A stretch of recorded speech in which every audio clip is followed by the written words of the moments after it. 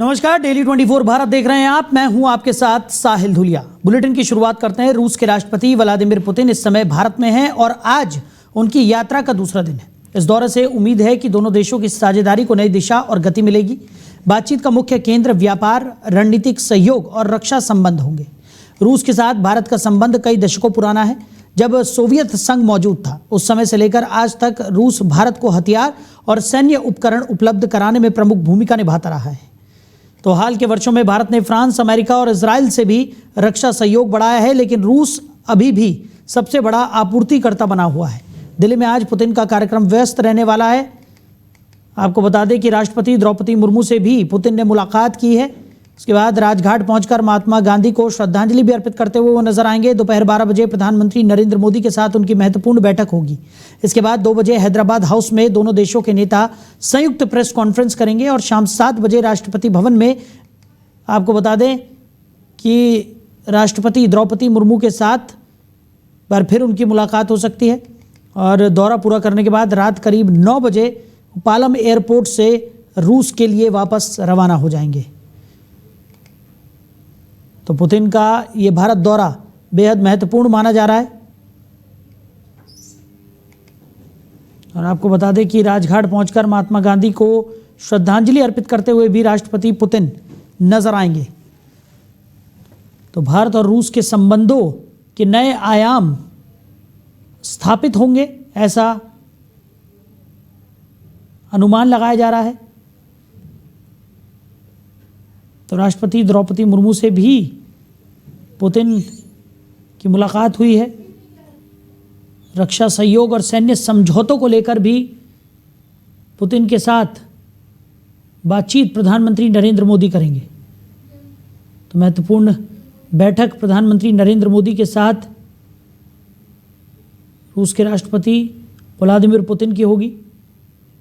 और रक्षा सहयोग को लेकर दोनों देशों के बीच कई सहमतियां बन सकती हैं।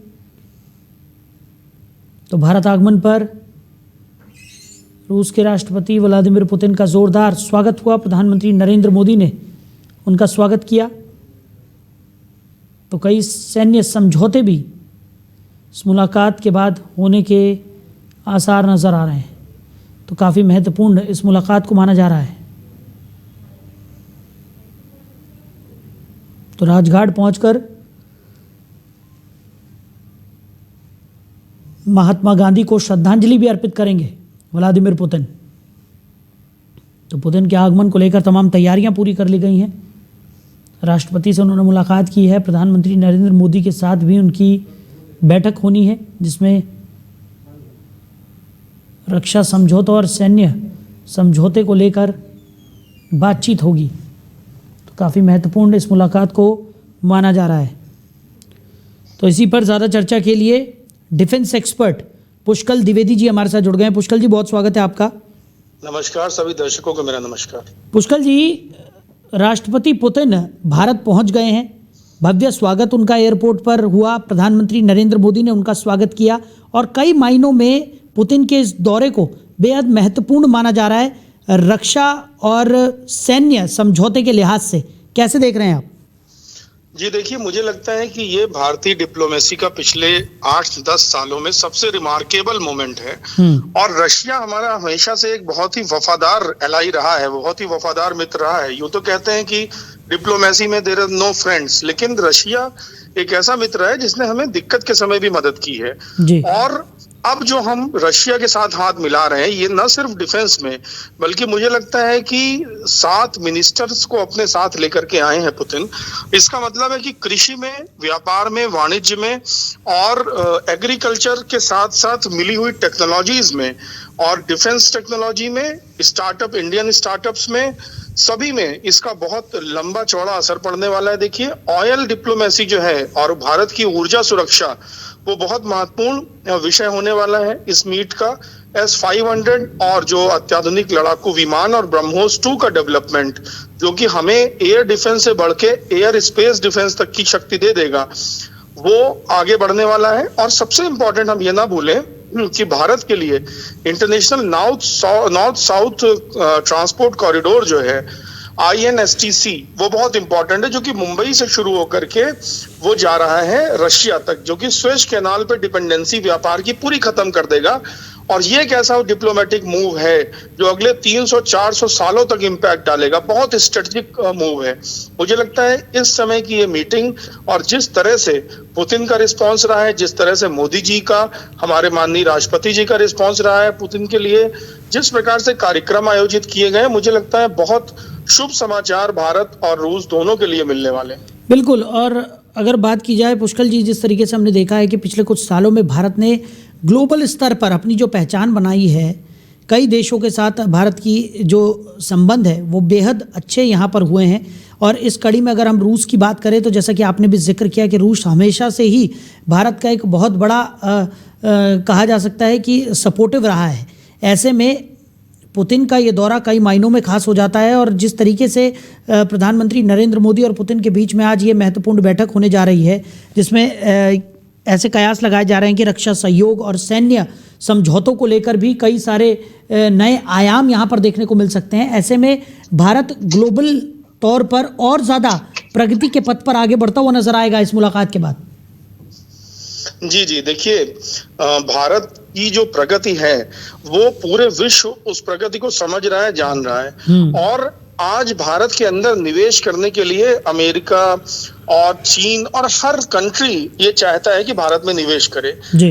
रशिया के साथ स्पेशलिटी ये है कि टेक्नोलॉजी ट्रांसफर और जॉइंट मैनशिप जो रशिया के साथ हमको मिलती है वो किसी और कंट्री के साथ नहीं मिलती।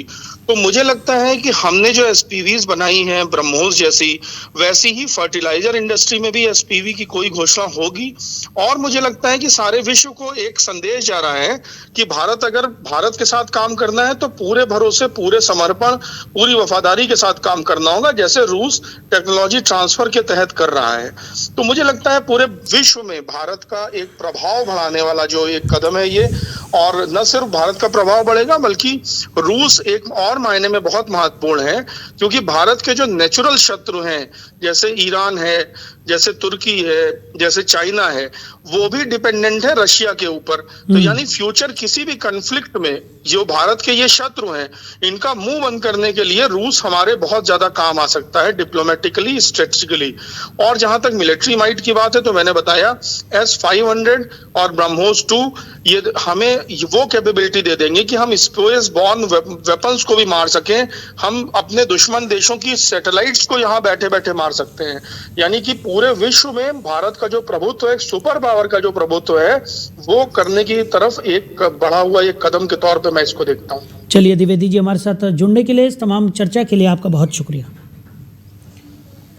तो पुतिन के साथ प्रधानमंत्री नरेंद्र मोदी की ये महत्वपूर्ण मुलाकात आज होनी है, जिसके बाद ऐसे कयास लगाए जा रहे हैं कि रक्षा क्षेत्र में और सैन्य समझौतों को लेकर बहुत ही अच्छे और व्यापक परिणाम यहाँ पर देखने को मिल सकते हैं इस मुलाकात के बाद। वहीं राजघाट भी पुतिन पहुँचेंगे, जहाँ महात्मा गांधी को श्रद्धांजलि वो अर्पित करेंगे। वहीं मुजफ्फरनगर में देर रात पुलिस और अपराधियों के बीच आमने सामने की मुठभेड़ हुई। इस गोलीबारी में 15,000 का इनामी आरोपी अनुराज उर्फ अन्नू घायल हो गया, जिसे पुलिस ने तुरंत पकड़ लिया। उसके दो साथी पारस और निखिल जो मौके से भागने की कोशिश कर रहे थे, उन्हें भी पुलिस ने गन्ने के खेतों में तलाश कर गिरफ्तार कर लिया। टीम को इन तीनों के पास से एक पिस्टल, कई कारतूस और 2 कारें, एक स्कॉर्पियो और एक I-20 बरामद हुई है। इन तीनों पर कुछ समय पहले जगहेड़ी टोल प्लाजा पर 2 लोगों को गोली मारने का आरोप है। मामूली विवाद बढ़ने पर इन अपराधियों ने फायरिंग कर दी थी, जिसमें 2 लोग गंभीर रूप से घायल हो गए थे। इस घटना के बाद से पुलिस लगातार इनको ढूंढ रही थी। घटना की रात तितावी थाने की टीम बघरा रोड पर संदिग्ध लोगों की तलाश में चेकिंग कर रही थी। इसी दौरान 2 कारें तेजी से आती हुई नजर आई। करीब 1 माह पूर्व बदमाशों ने टोल प्लाजा फायरिंग की थी, इसके संबंध में थाना तितावी पर अभियोग पंजीकृत है। इसमें जो है अनुराग बदमाश नाम का चलाता वांछित और भी बदमाश लेते वांछित, जिसमें थाना अध्यक्ष तितावी आज माई फोर्स के यहाँ पे गश्त कर रहे थे क्षेत्र में। उनको सूचना प्राप्त हुई कुछ बदमाश यहाँ पर बैठे हुए हैं। तो जब गश्त करते हुए आ रहे थे तो बदमाशों को टोका तो उन्होंने इन पर जानलेवा हमला फायर किया। उन्होंने आत्मरक्षा के साथ में पुलिस ने भी फायर किया। इसमें एक बदमाश अनुराग नाम का जो फायरिंग के मामले वांछित था वो घायल हुआ है। 2 बदमाश पारस और निखिल गिरफ्तार किए गए हैं और 2 बदमाश मौके से भाग गए हैं, जिनके लिए कॉम्बिंग की जा रही है। चारों तरफ फोर्स लगा दी गई है। वहीं मुजफ्फरनगर में देर रात सिविल लाइन थाना क्षेत्र के संधावली अंडरपास के पास पुलिस और अपराधियों के बीच जबरदस्त मुठभेड़ हुई। इस कार्रवाई में 15,000 का इनामी गैंगस्टर फिरोज पुलिस की गोली लगने से घायल हो गया। पुलिस का कहना है कि ये शातिर अपराधी लंबे समय से फरार था और 1 वर्ष से अधिक समय से थाने में वांछित तौर पर दर्ज इसके खिलाफ आरोप था। तो आरोप है कि फिरोज ने कोर्ट में फर्जी दस्तावेज प्रस्तुत कर जमानत हासिल की थी और उसके बाद से लगातार अपराधों में सक्रिय रहा। इस गिरोह की तलाश में पुलिस लगातार चेकिंग और कॉम्बिंग अभियान चला रही थी। मुठभेड़ के दौरान गोलीबारी हुई, जिसमें फिरोज को चोट आई और उसे काबू कर लिया गया। वहीं मौके से भागने की कोशिश कर रहे उसके साथी इम्तियाज को पुलिस ने खेतों की तरफ चलाए गए सर्च ऑपरेशन के दौरान गिरफ्तार कर लिया। पकड़े गए अपराधियों पर लूट, चोरी और दस्तावेजों की जालसाजी से संबंधित कई मामले दर्ज हैं। टीम को इनके कब्जे से तमंचे, कारतूस और स्कूटी भी बरामद हुई है। पुलिस का मानना है कि इन आरोपियों की गिरफ्तारी से कई पुराने मामलों में जानकारी मिल सकती है और आपराधिक गतिविधियों पर लगाम लगने में भी मदद हासिल हो सकती है। वहीं मुजफ्फरनगर में गुरुवार को एक बड़ा हंगामा देखने को मिला है। नगर पालिका का सफाई कर्मचारी अशोक अपनी ड्यूटी के दौरान अचानक बेहोश होकर गिर पड़ा। उसे तुरंत अस्पताल ले जाया गया, जहां उपचार के दौरान उसकी मौत हो गई। इस घटना की खबर फैलते ही सफाई कर्मचारियों में आक्रोश देखने को मिला। गुस्साए कर्मचारियों ने अस्पताल चौराहे पर शव रखकर प्रदर्शन शुरू कर दिया। पूरे इलाके में जाम की स्थिति बन गई। सफाई कर्मचारियों ने सड़क पर जगह जगह कूड़े के ढेर डाल दिए, जिससे मार्ग पूरी तरह से अवरुद्ध हो गया और ट्रैफिक खड़ा हो गया। मौके पर लंबे समय तक कोई अधिकारी नहीं पहुंचा, जिसके कारण माहौल और तनावपूर्ण हो गया। बाद में वरिष्ठ अधिकारी पहुंचे और मृतक के परिवार को आर्थिक सहायता का भरोसा दिया। काफ़ी देर तक बातचीत और समझाइश के बाद कर्मचारी शांत हुए। इसके बाद पुलिस ने शव को कब्जे में लिया और पोस्टमार्टम के लिए भेज दिया। स्थानीय लोगों और व्यापारियों को भी जाम की वजह से काफ़ी परेशानी उठानी पड़ी, लेकिन अंत में प्रशासन के हस्तक्षेप से स्थिति नियंत्रण में लाई जा सकी। एक सफाई कर्मचारी की आउटसोर्सिंग पे जो काम करता है, उसकी आज दुखद मृत्यु हो गई काम करते हुए। उसी बीच परिवार के सदस्यों द्वारा इसी से आहत होके अस्पताल तिराहे पर पार्थिव शरीर को रख के थोड़ा प्रदर्शन किया गया, जिससे हल्का सा जाम की स्थिति उत्पन्न हुई और उन्होंने अपनी कुछ डिमांड्स जो हैं वो प्रशासन के सामने पेश करी। तो प्रशासन द्वारा परिवार के सदस्यों को आश्वासन दिया गया, जिसके बाद यहाँ से जाम हटाया जा चुका है और आगे की कार्यवाही की जा रही है। जो जाम लगा था वो जाम हमने मजबूरी में लगाया। वो मजबूरी हमारी ये थी कि हमारे कर्मचारी की मृत्यु मतलब ऑन ड्यूटी हो गई थी, लेकिन नगर पालिका प्रशासन उसको देखने तक नहीं आया। यहाँ 3-3.5 घंटे हैं, इसमें हॉस्पिटल में कोई वो देखने तक नहीं आया। मजबूरन हो गया, मैं वहाँ धरना प्रदर्शन करना पड़ा। फिर उसके बाद में जो यहाँ अधिकारी आए, सीएम साहब भी आए, हमारे एडीएम साहब, और ये बात हुई। हमने कहा भाई एक तो परमानेंट इसको वैकेंसी दी, इसके परिवार सदस्य को नौकरी पर रखा है परमानेंट पे, और इसको 20 लाख रुपए मुआवजा दिया जाए। वहीं मुजफ्फरनगर के शुक्र तीर्थ स्थित हनुमत धाम में 7 दिसंबर को एक बड़े धार्मिक आयोजन की तैयारी चल रही है। हिंदू संघर्ष समिति इस दिन सनातन धर्म संसद का आयोजन कर रही है, जिसका उद्देश्य सनातन परंपराओं को सशक्त बनाना और समाज में एकता का संदेश फैलाना है। इस कार्यक्रम में देश भर से 17 महामंडलेश्वर और भारत सरकार के राजपुरोहित डॉक्टर सीतारमन के पहुंचने की संभावना जताई जा रही है। साथ ही हजारों श्रद्धालु शामिल होने की उम्मीद है। आयोजन में कई महत्वपूर्ण मुद्दों पर विचार विमर्श किया जाएगा। मुख्य प्रस्तावों में गौ माता को भारत माता का दर्जा, जनसंख्या नियंत्रण कानून और मुजफ्फरनगर जिले का नाम बदलकर लक्ष्मी नगर करना जैसे विषय शामिल हैं। बताया जा रहा है कि प्रस्तावों को राजपुरोहित डॉक्टर सीतारमन द्वारा अनुमोदित किया जाएगा, जिसके बाद इन्हें महामंडलेश्वर प्रतिनिधि मंडल के माध्यम से भारत सरकार को सौंपा जाएगा, ताकि इन्हें शीघ्र लागू किया जा सके। कार्यक्रम की जानकारी देते हुए हिंदू संघर्ष समिति के संयोजक नरेंद्र पवार ने कहा कि ये आयोजन जिले के लिए गर्व का अवसर है। उनके अनुसार कुछ विरोधी ताकतें समाज में विभाजन पैदा करके सनातन धर्म को कमजोर करने का प्रयास कर रही हैं, इसलिए सभी संप्रदायों को एक ध्वज के नीचे लाने का प्रयास किया जा रहा है। उन्होंने बताया कि सनातन धर्म संसद में हिंदुत्व से जुड़े कई बिंदुओं पर चर्चा होगी। चर्चाओं के बाद प्रस्ताव तैयार किए जाएंगे और केंद्र सरकार से उन पर कार्रवाई की मांग की जाएगी।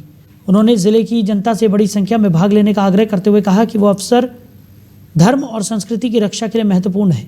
कार्यक्रम में हजारों सनातन वीर और वीरांगनाओं के पहुंचने की संभावना भी है। हिंदू संघर्ष समिति द्वारा आयोजित 7 दिसंबर 2025 दिन रविवार को प्रातः 9 बजे हमारे जिले की धार्मिक पौराणिक स्थली सुगर तीर्थ के पावन धाम हनुमान धाम में सनातन धर्म संसद का दिव्य और भव्य आयोजन होने जा रहा है। हम जनपद वासियों के लिए बड़े सौभाग्य का विषय है, बड़े हम सौभाग्यशाली हैं। ऐसे आयोजन करने का सौभाग्य हमें प्राप्त हुआ है। इसमें सनातन धर्म को कमज़ोर करने के लिए कुछ धर्म विरोधी ताकतें में जातियों में बांटकर सनातन धर्म को कमज़ोर करने का प्रयास कर रही हैं। सनातन धर्म को एक झंडे, एक ध्वज के नीचे लाने के लिए सनातन धर्म संसद का आयोजन किया जा रहा है। वहीं मुजफ्फरनगर में एक अनोखा विरोध प्रदर्शन देखने को मिला जब शहर के प्रसिद्ध श्री राम कॉलेज के मार्ग पर भरे गंदे पानी से परेशान छात्र छात्राओं ने सड़क की मरम्मत की मांग को लेकर धरना दिया। सड़क लंबे समय से टूटी हुई है और नाले का पानी भर जाने से वो तालाब जैसा दिखने लगा है। इस कारण कॉलेज जाने वालों को रोज़ाना परेशानियों का सामना करना पड़ता है और कई हादसे भी हो सकते हैं। तो गुरुवार को छात्र और छात्राओं ने स्थानीय युवक के साथ गंदे पानी में उतरकर विरोध किया। विजय हिंदुस्तानी ने अर्धनग्न अवस्था में अपने हाथ पैरों को जंजीरों से बांधकर पानी में बैठकर घंटों तक धरना दिया। इस दौरान किसी भी अधिकारी के मौके पर न पहुंचने से प्रदर्शनकारियों में नाराजगी स्पष्ट दिखाई दी। स्थानीय युवक चर्चा में रहने वाला वही व्यक्ति है जिसने अपने शरीर पर सैकड़ों शहीद जवानों के नाम गुदवाए हैं। उसका कहना था कि वो सड़क पिछले 2 साल से खराब है। मुख्यमंत्री के निर्देश के बावजूद गड्ढे भरने के बजाय सड़क तालाब में बदल गई है। उसने चेतावनी दी कि अगर सड़क नहीं बनाई गई तो वो जल्द समाधि लेने को मजबूर होगा। उसके अनुसार छात्रों का भविष्य इन गड्ढों की तरह कैद हो चुका है और जिम्मेदार अधिकारी मौन है। छात्र नेता विशु मलिक ने भी आरोप लगाया कि नगरपालिका से प्रस्ताव पास हो जाने के बावजूद पीडब्ल्यूडी अधिकारी कार्रवाई नहीं कर रहे। रोज हादसे हो रहे हैं, रिक्शा पलट रहे हैं, ट्रक पलट चुका है। पास ही बिजली घर है, बड़े हादसे का खतरा बना हुआ है। पास में कई स्कूल और कॉलेजेस हैं जहाँ छोटे बच्चे आते जाते हैं। फिर भी प्रशासन ने किसी भी तरह की कोई कार्रवाई यहाँ पर अब तक नहीं की है और विरोध कर रहे छात्रों का कहना है कि गंदे पानी और खराब सड़क के कारण बीमारियां फैल रही हैं और रोजाना आने जाने वालों को भारी परेशानियां झेलनी पड़ती हैं। उन्होंने मांग की कि कम से कम मरम्मत का कार्य तुरंत शुरू किया जाए ताकि लोगों को राहत मिल सके। लगभग 2 साल से जनपद मुजफ्फरनगर के रेसू विहार में श्री राम कॉलेज के बाहर ये सड़क है, ये इनकी जर्जर हालत है। पहले इसमें गड्ढे थे। मुख्यमंत्री जी का एक ही आदेश है, प्रदेश की किसी सड़क में गड्ढा नहीं होना चाहिए, लेकिन यहाँ सड़क में तालाब में तब्दील हो चुकी है यहाँ की सड़कें। और ये जो जंजीरें कहीं न कहीं छात्रों के भविष्य पर एक कैदी की तरह जंजीरें डाल दी गई है यहाँ के शासन प्रशासन के द्वारा, क्योंकि यहाँ से सब लोग होकर गुजरते हैं। क्या उनकी आंखें बंद है? क्या अधिकारी मौन है? यहाँ मुजफ्फरनगर में 2 मंत्री है, आखिरकार सड़क निर्माण क्यों नहीं हो रहा है? आज श्री राम कॉलेज के बाहर हमारे साथी ने जल समाधि ली। काफी लंबे समय से एक प्रकरण चल रहा है श्री राम के कॉलेज के बाहर जो सड़क टूटी हुई है। लगातार तमाम लोग प्रयास कर रहे हैं सड़क को बनवाने का, पर यहाँ के पीडब्ल्यूडी अधिकारी जो हैं वो अनदेखी करने का काम कर रहे हैं। जब नगर पालिका से इसका प्रस्ताव पास हो चुका है, पीडब्ल्यूडी विभाग से पास हो चुका है, अधिकारी किस देर में है, क्या उनकी मंशा है, क्या कोई बड़ी घटना का इंतजार कर रहे हैं अधिकारी? लगातार छोटे बच्चे यहाँ स्कूल में कॉलेजों में जाते हैं, आए दिन छोटे बच्चों के साथ घटनाएं हो रही है। कभी रिक्शा पलट जाती है, एक दिन यहाँ सिलेंडर का जो ट्रक आ रहा था वो पलट गया।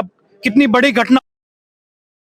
वहीं नोएडा के सेक्टर 91 में चलते हुए एक BMW कार अचानक आग की चपेट में आ गई और देखते ही देखते पूरी गाड़ी आग का गोला बन गई। लगभग 1 करोड़ रुपए की इस लग्जरी कार से अचानक लपटें उठनी शुरू हुई, जिसके बाद आसपास के लोगों में अफरा तफरी मच गई। कुछ ही मिनटों में कार पूरी तरह से जलकर राख हो गई और कार चालक उस समय वाहन के अंदर ही था, लेकिन समय रहते उसने हिम्मत दिखाते हुए बाहर कूदकर अपनी जान बचा ली।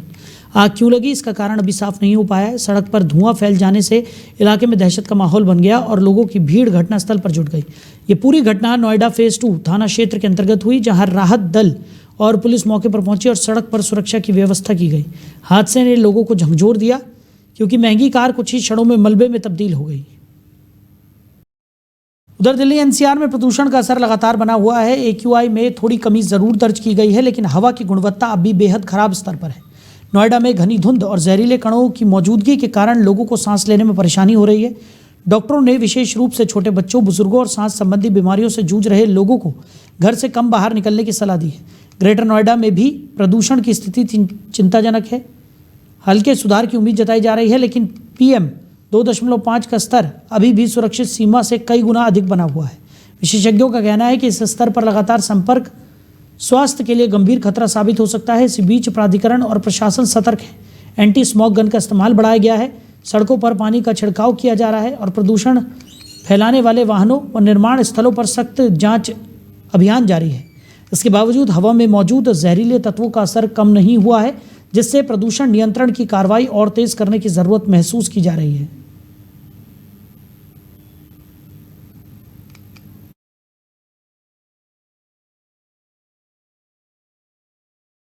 उधर नोएडा के सेक्टर 15A में उत्तराखंड के मुख्यमंत्री पुष्कर सिंह धामी का दौरा हुआ। वो नोएडा के सांसद महेश शर्मा के आवास पर पहुंचे ताकि सांसद की माता को श्रद्धांजलि अर्पित की जा सके। मुख्यमंत्री धामी ने इस मौके पर शोक संतप्त परिवार से मिलकर संवेदना व्यक्त की और उन्हें सांत्वना दी। उनके इस दौरे से स्थानीय लोगों में गहरी संवेदनाएं जगी और उन्होंने मुख्यमंत्री के प्रति सम्मान भी व्यक्त किया।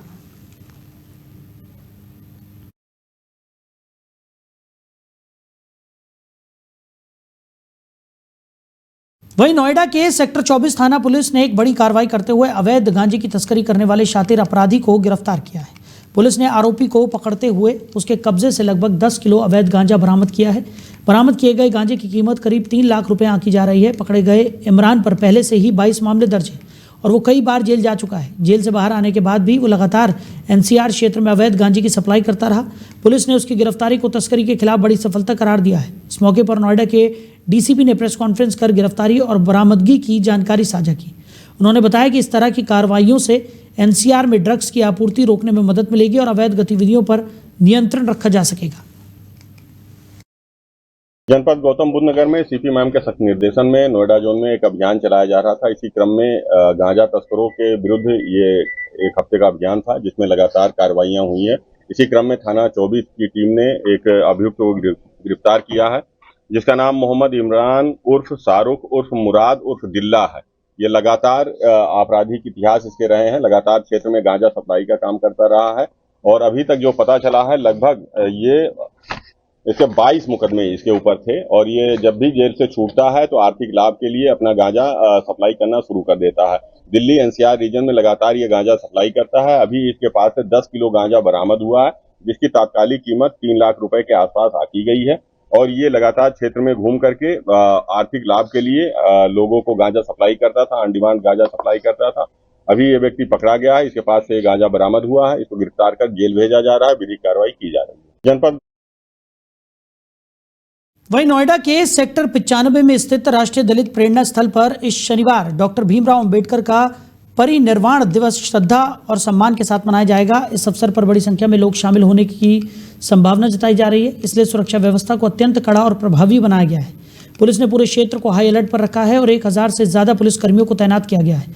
इस सुरक्षा निगरानी का नेतृत्व DCP और ADCP करेंगे, जिनके मार्गदर्शन में 3 ACP, 20 निरीक्षक, 80 उप निरीक्षक, महिला बल और रिजर्व फोर्स उपस्थित रहेंगे। सुरक्षा के साथ साथ ट्रैफिक की सुचारू व्यवस्था पर भी विशेष ध्यान दिया जाएगा।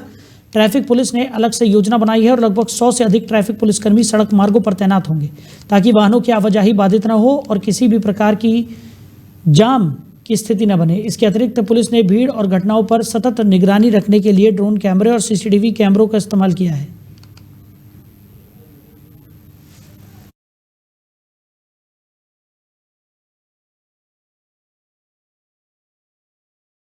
उधर गाजियाबाद में सियानी गेट क्षेत्र के पास सदर तहसील के समीप स्थित एक जूते के शोरूम में अचानक भीषण आग लग गई। आग मुख्य रूप से शोरूम की ऊपरी मंजिल पर भड़क गई, जिससे पूरे इलाके में अफरा तफरी का माहौल बन गया। स्थानीय लोगों ने जैसे ही आग देखी तुरंत दमकल विभाग को सूचना दी। दमकल कर्मियों ने मौके पर पहुंचकर घंटों की कड़ी मशक्कत के बाद आग पर काबू पाया। शुरुआती जांच में आग लगने का कारण आतिशबाजी या शोरूम के अंदर किसी तरह के विस्फोटक सामग्री के संपर्क में आने की आशंका जताई जा रही है। आग की वजह से शोरूम का ऊपरी हिस्सा और उसमें रखा सामान पूरी तरह जल गया, लेकिन दमकल कर्मियों की तत्परता से आग को शोरूम के बाकी हिस्सों और आसपास की इमारतों तक फैलने से रोका जा सका। तो फिलहाल इस बुलेटिन में मेरे साथ इतना ही। आप बने रहिए। नमस्कार।